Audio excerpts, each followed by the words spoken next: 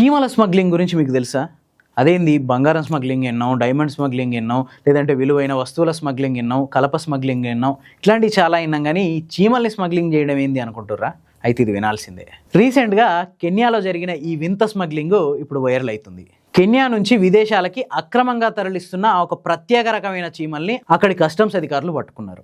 అంతర్జాతీయ మార్కెట్లో ఈ చీమ ధర ఒక్కొక్క దానికి 18,000 రూపాయల నుంచి 21,000 రూపాయలు వలుకుతుందట. ఇవి కెన్యా అడవుల్లో లభించే అరుదైన జాతి చీమలు. వీటిని జెయింట్ ఆఫ్రికన్ హార్వెస్టర్ యాంట్స్ అంటారు. ఇవి సాధారణ చీమల కంటే సైజులో చాలా పెద్దగా ఉంటాయి. యాక్చువల్గా యూరప్, చైనా, అమెరికా లాంటి దేశాల్లో కొత్త కొత్త రకాల కీటకాలను పెంచుకోవడం ఇప్పుడు ఒక ఫ్యాషన్ కింద మారింది. అట్లాంటి వాళ్ళే చాలామంది ఈ అరుదైన చీమలు పెంచుకోవడానికి ఆసక్తి చూపిస్తున్నారంట.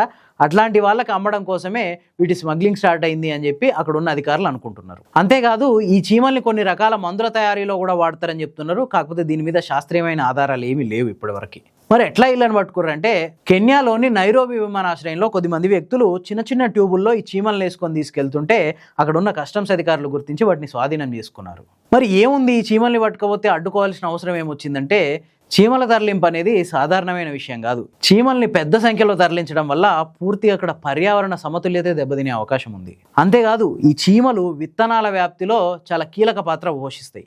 అంటే ఈ కెన్యా అడవుల్లో నుంచి ఏవైనా అరుదైన రకాల విత్తనాలు కనుక ఈ చీమ కాళ్ళకు కంటికి కనిపించినంత చిన్న విత్తనాలు ఉంటాయి. అట్లాంటివి ఈ చీమల కాళ్ళకి వేళ్ళకి అంటుకొని అవతల దేశానికి వెళ్తే అవి అవతల దేశ పర్యావరణ సమతుల్యతని సమూలంగా నాశనం చేయడానికి కూడా అవకాశం ఉంటుంది. ఇవన్నీ పక్కన పెడితే ప్రభుత్వ అనుమతి లేకుండా స్థానిక వనరుల్ని వేరే దేశాలకు తరలించడం అనేది ఏ దేశంలోనైనా చట్టపరంగా నేరం. ఈ నేరం కిందనే ఇప్పుడు కెన్యా గవర్నమెంట్ ఈ స్మగ్లింగ్ చేస్తున్న వాళ్ళందరినీ అరెస్ట్ చేసి పెట్టింది.